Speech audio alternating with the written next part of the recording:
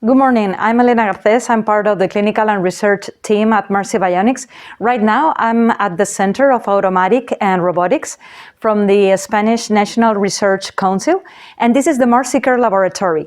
In this laboratory, we are doing the clinical trials with the exoskeletons, and also, as you can see by the cameras that are placed on the ceiling, this is also a movement analysis laboratory. So aside from the clinical trials, we are doing gait analysis.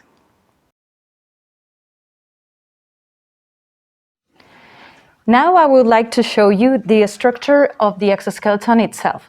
It consists of a thorax and two legs. The legs contains 4 motors in each leg. So we have 3 motors in the sagittal plane that allows the hip, the knee, and the ankle to do flexion and extension. And we have another motor here in the hip that allows the hip to do abduction. So this is important for children to place the hip in a more congruent position to achieve a better gait pattern. The exoskeleton is completely adaptable to any patient body measurement. To achieve this adjustment, the device has 2 leg segments, from hip to the knee and to the knee to the ankle. That contains a rule with centimeters marked. To adjust each segment, we must place the measurement took directly from the patient in this circle by using this very easy system, moving the segment, placing the centimeters in this circle, and closing the segment again. The shoes are also interchangeable to adapt to any size. So what we're going to do is to press these little pins, take it out and remove the shoe and place the other size of the shoe. And also let's say that the shoe is adapted in height related to the ankle. These shoes are ergonomic. They are very comfortable and they can be used with the children's DAFOs or children's orthoses. We can also place insoles or, for example, a heel wedge. In the back of the exoskeleton, we can also find some adjustments. So, for example, we have this head adjustment of ergonomy. Let's say that the exoskeleton can be used with a head pod. So we place here a special piece of the exoskeleton and we can place a head pod for those children that doesn't have head control.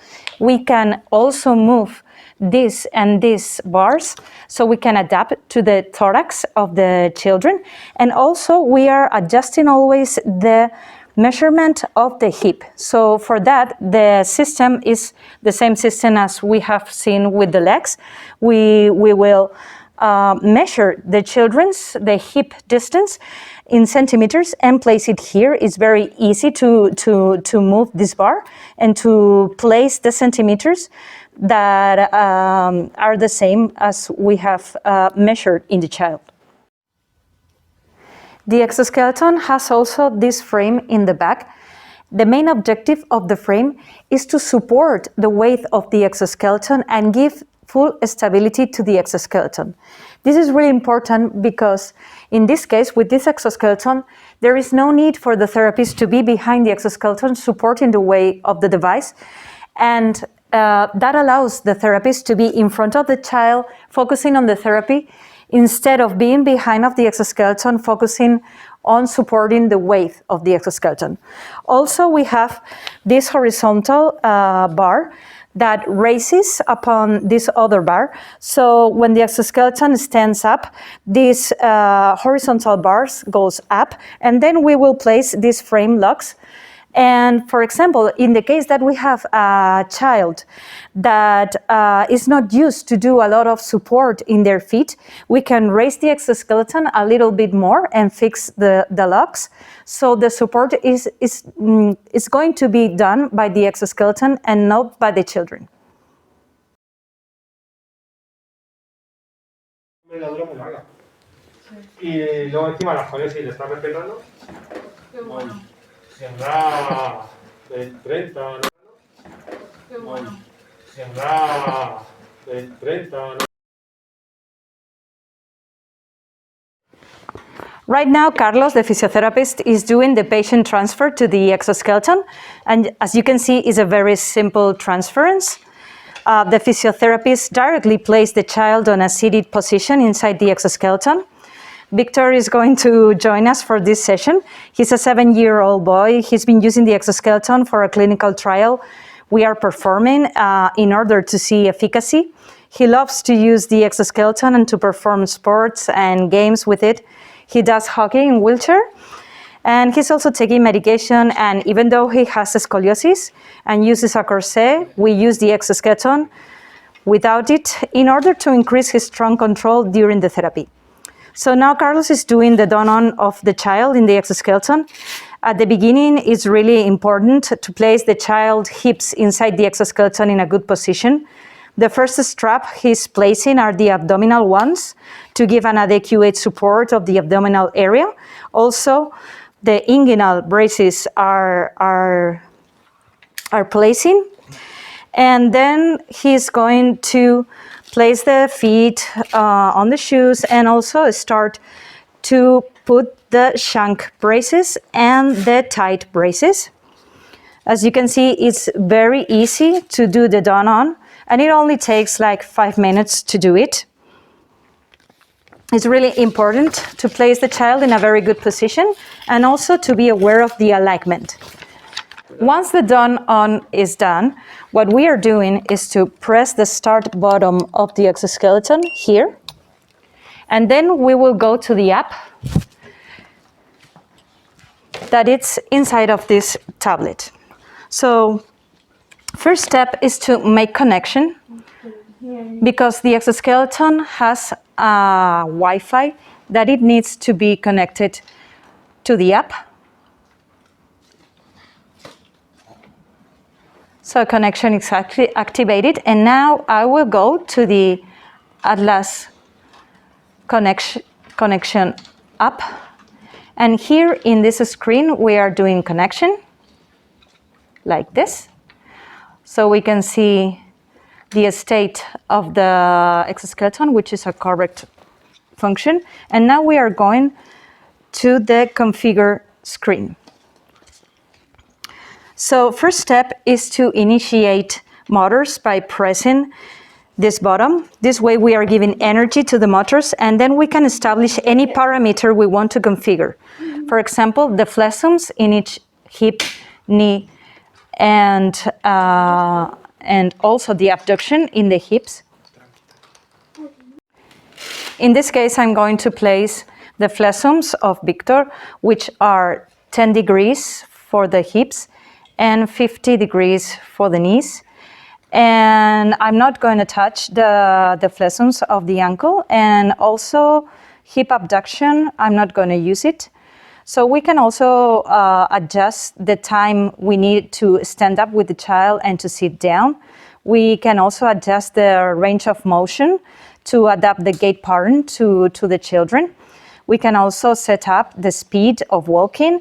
We can say to the exoskeleton to walk forward or backwards here. And we can change the mode of action of the exoskeleton, because the exoskeleton has 2 modes of action. One active and one automatic. In the automatic one, the exoskeleton gives the fully assistance to the gait to the patient. It's really important for children with neuromuscular diseases that has like a weakness in the lower limb. And for children that has more strength, we can use also the active mode that I'm going to explain to you later. 2 important braces in the exoskeleton are the tight and shank braces, like this one. This is a shank brace, and as you can see, it's an ergonomic system to adapt to the child, and also the objective is to support the body weight of the patient in the exoskeleton in a very comfortable way. And we can adjust these shank braces in depth and also laterally to move the leg in this plane in case we need it. So right now, Carlos is going to place the shank brace. He's now adjusting the depth. Now he's taking the straps and putting the straps. And in this case, there's no need to modify the lateral plane of the shank braces, but in case we need it, we can do it.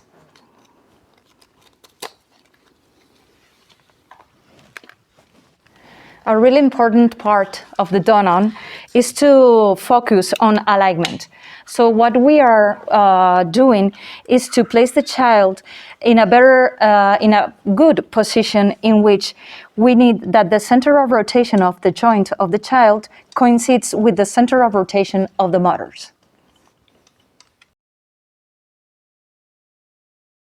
So now we are going to proceed to make Victor to stand up with the exoskeleton. To make it, we just have to press the stand up button in the app. And then Carlos is going to accompany the movement of the exoskeleton when standing up.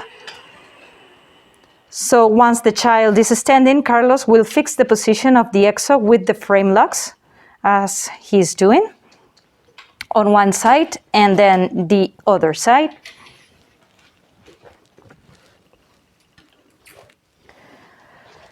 And now Carlos is going to check alignment and position again to make sure it's still good. In this point, we can ask the patient how is feeling in case we need to help him to feel more comfortable.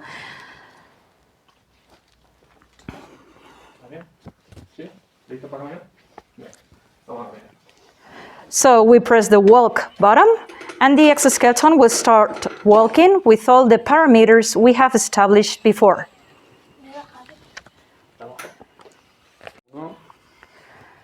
As you can see, the child is walking with the exoskeleton forward in the automatic mode that, as I mentioned before, means that the exoskeleton is doing the fully assistance of the child while walking.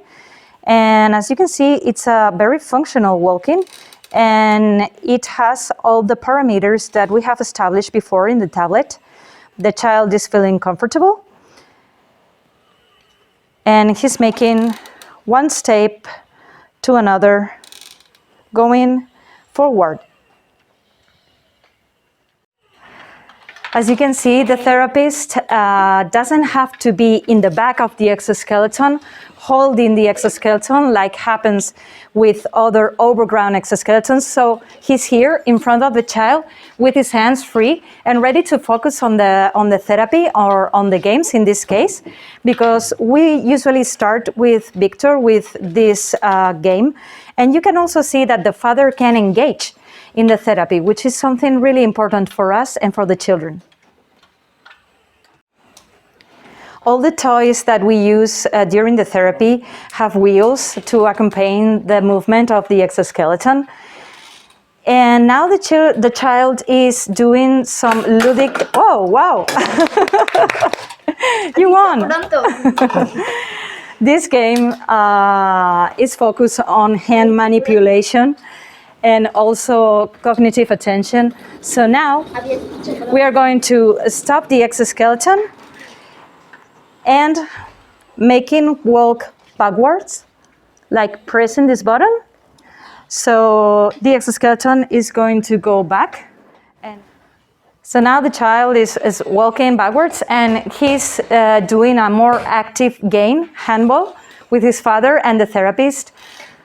So as you can see, as the exoskeleton does the fully assistance of the child, we can be in front of him, focus on, for example, doing this therapy in the upper limb.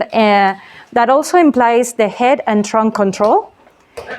And yeah, Victor loves sports. So we always try the children to still be children while doing therapy with the exoskeleton and having fun, yeah.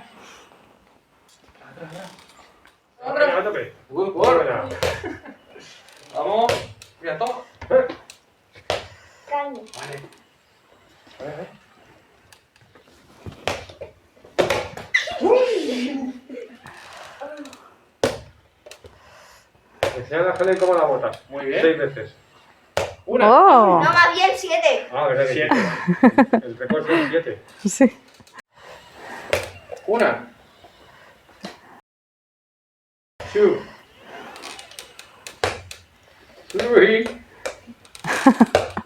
4. 5, 6, 7. Come on.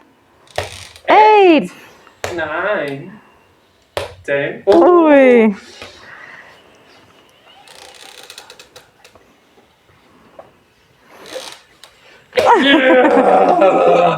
Estaba atento, ¿eh?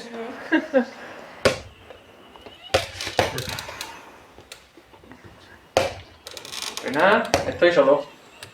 Estoy desmarcado.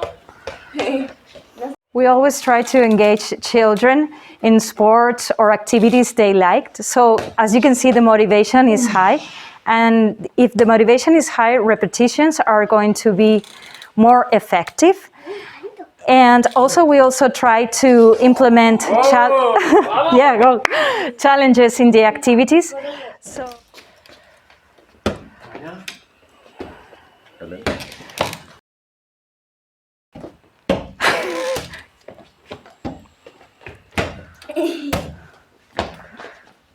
It's really important for the children to have fun during the therapy, as you can see. There are many possibilities of sports and activities, not only physical, because we also can do more cognitive-based activities. Buena. All sports and motor activities can be done also backwards, as you can see. So when the child is going backwards, the movements of the legs are different. So the child is going to move different muscle groups.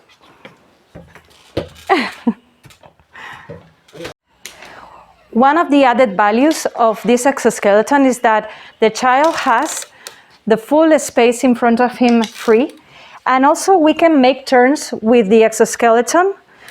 The exoskeleton doesn't turn itself, but by pressing some locks in the wheels, we can make the exoskeleton fully make a turn.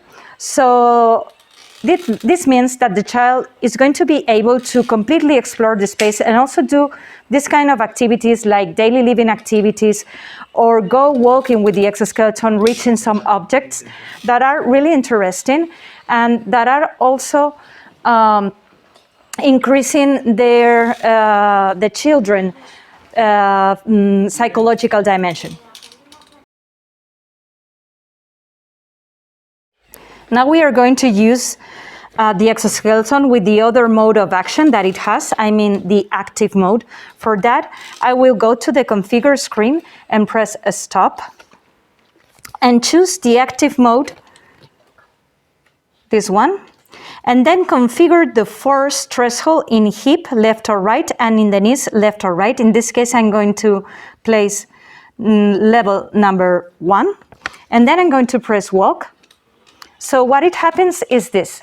The exoskeleton makes a normal step, and then the exoskeleton is going to stop in this part of the cycle of the gait pattern, and the child needs to overcome the force that I put on the threshold to make the step.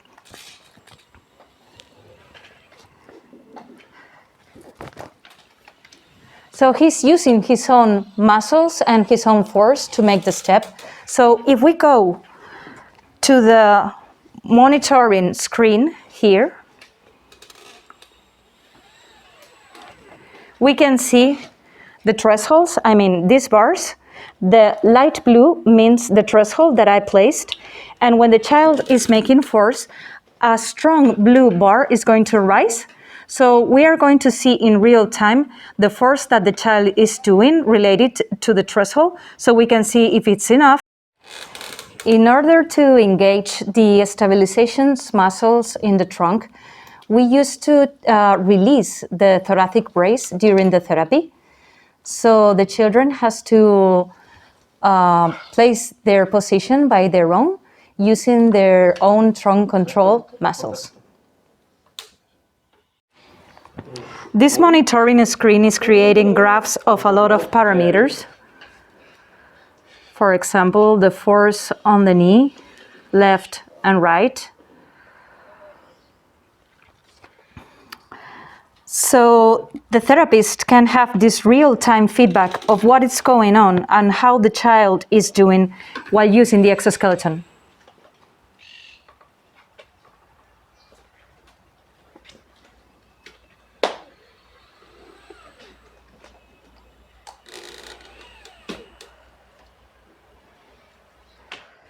And now Victor is going to tell us the planets in English. Solar system. The solar system in English.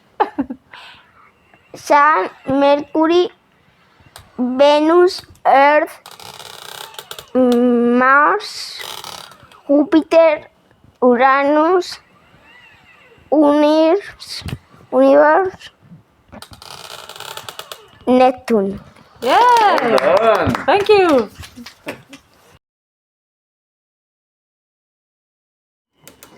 And now we are going to sit down Victor with the exoskeleton.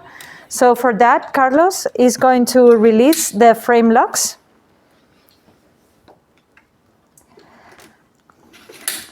And then he's going to press the button of sitting down and accompanying the movement of the exoskeleton while assist the movement of sitting down of Victor.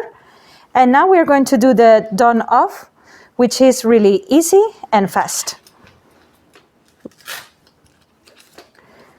We are going to release all the straps and all the braces one by one.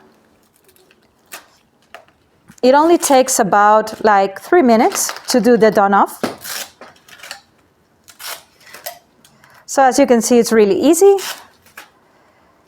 And in less than 2 minutes or a minute, the child is going to be free. And we are going to do the transfer again from the exoskeleton to the wheelchair or whatever place we want to put Victor. This is the transfer. Really easy to do.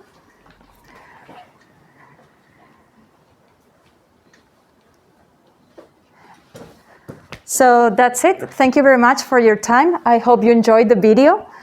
And if you have any question, we can answer your questions before this video. Thank you very much. Goodbye.